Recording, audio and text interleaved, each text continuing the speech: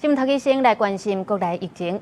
13出現今年頭一個本土的天狗熱病例，是比去年提早3個月出現。因為國內流行性腦脊髓膜炎也是出現頭一個死亡病例。另外，為着要防範伊波拉病毒，咱的外交部已經針對民主剛果甲烏干達來發布紅色的旅遊警示。南部最近天氣熱，黃霜雨來，破病蠓也開始多。高雄23出現今年頭一個本土天狗節，是一個60幾歲查甫人。去年是到8月才爆出頭一個，今年提早3個月。就驚疫情拖開，疾管署緊急發出醫界通函，提醒第一線醫療人員加強戒備。除了本土威脅，帶病入境也要注意。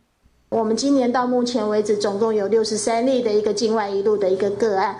那這些境外移入的一個個案呢，如果有造成一些傳播的話，就有可能會變成本土的一個個案。除了本土天狗節，國內腦膜炎也出現頭一個死亡病例，是中部一個60幾歲查某人。5月初是發病，過長工就不幸死亡。疾管署提醒，腦膜炎初期症頭無介明顯，有慢性病、免疫功能較弱的高風險族群，都要加注意。致死率最高可以達到40%哦，需要及時的給予抗生素治療，才可以有效的這個控制這個病情哦，不然的話，它這個病況可能會變化得很快。